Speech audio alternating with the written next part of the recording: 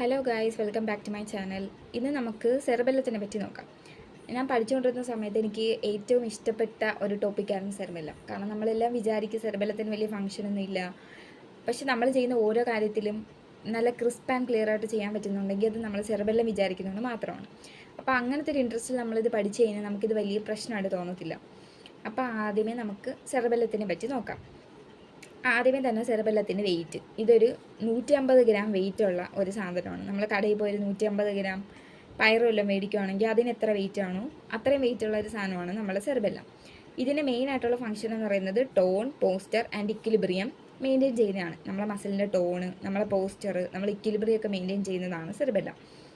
പിന്നെ നമ്മളുടെ ബോഡിയുടെ സെയിം സൈഡിനെയാണ് ഇയാൾ കൺട്രോൾ ചെയ്യുന്നത്. നമ്മളെ സെറിബ്രം ആയിരുന്നു ഓപ്പോസിറ്റ് സൈഡിനെ കൺട്രോൾ ചെയ്തുകൊണ്ടിരുന്നത്, പക്ഷേ ഇവിടെ സെയിം സൈഡ് ഓഫ് ദി ബോഡീനെയാണ് നമ്മളെ സെറിബെല്ലം കൺട്രോൾ ചെയ്യുന്നത്. പിന്നെ ഇയാൾ സ്വന്തമായിട്ട് മൂവ്മെൻ്റ് ഒന്നും ഇനിഷ്യേറ്റ് ചെയ്യാറില്ല.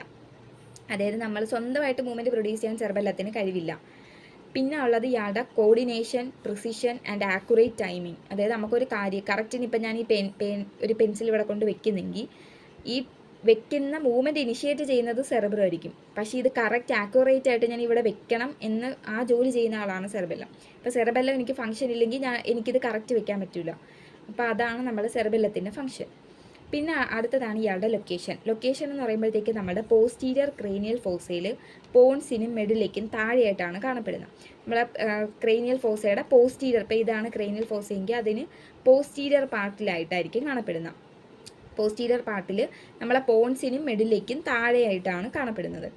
പിന്നെ അടുത്തതാണ് ഇയാളുടെ റിലേഷൻസ് എന്ന് പറയുമ്പോഴത്തേക്ക് ഇയാളുടെ ഫ്രണ്ടിൽ ബാക്കിലൊക്കെ ആരൊക്കെയാണുള്ളത്. ആൻറ്റീരിയറിൽ കാണപ്പെടുന്നത് ഫോർത്ത് വെൻട്രിക്കിൾ, പോൺസ്, മെഡില. നമ്മൾ പറഞ്ഞ പോൺസ് മെഡിലയുടെ അവിടെയാണ് കാണപ്പെടുന്നത്. അപ്പോൾ ഇയാളുടെ ഫ്രണ്ടിൽ തന്നെ പോൺസും മെഡിലയുണ്ട്, ഫോർത്ത് വെൻട്രിക്കിളും ഉണ്ട്. പോസ്ട്രോലാറ്ററലി, അതായത് ബാക്കിൽ തന്നെ സൈഡിലായിട്ട് സ്പാമസ് ഓക്സിപിറ്റൽ ലോബുണ്ട്.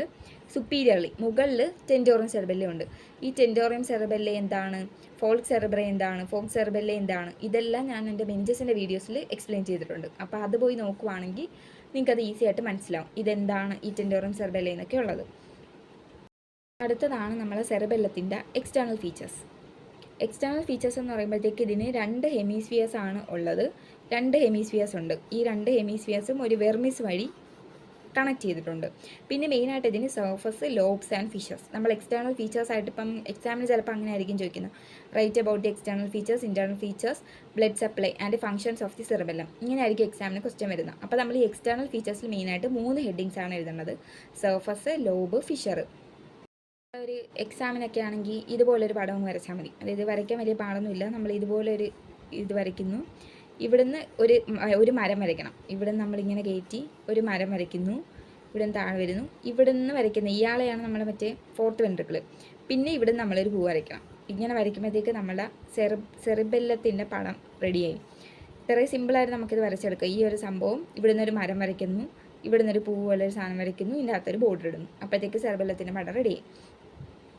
ആദ്യത്തെ സാധനമാണ് സർഫസ് എന്ന് പറയുമ്പോൾ സുപ്പീരിയർ സർഫസ് കോൺവെക്സ് ആയിട്ടായിരിക്കും കാണപ്പെടുന്നത്. സുപ്പീരിയർ സർഫസ് കോൺവെക്സ് ആയിരിക്കും. ഇൻഫീരിയർ സർഫസിലൊരു മീഡിയൻ നോച്ച് ഉണ്ട്.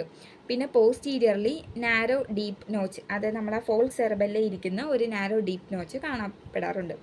അടുത്ത ലോബ് എന്ന് പറയുമ്പോഴത്തേക്ക് ഇതിന് ആൻറ്റീരിയർ, മിഡിൽ, ഫ്ലൊക്യുലോ നൊഡ്യൂലാർ ലോബുണ്ട്. ഈ ഒരു പടം വെച്ച് നമുക്ക് എക്സ്റ്റേണൽ ഫീച്ചർ ഫുള്ള് പഠിക്കാം.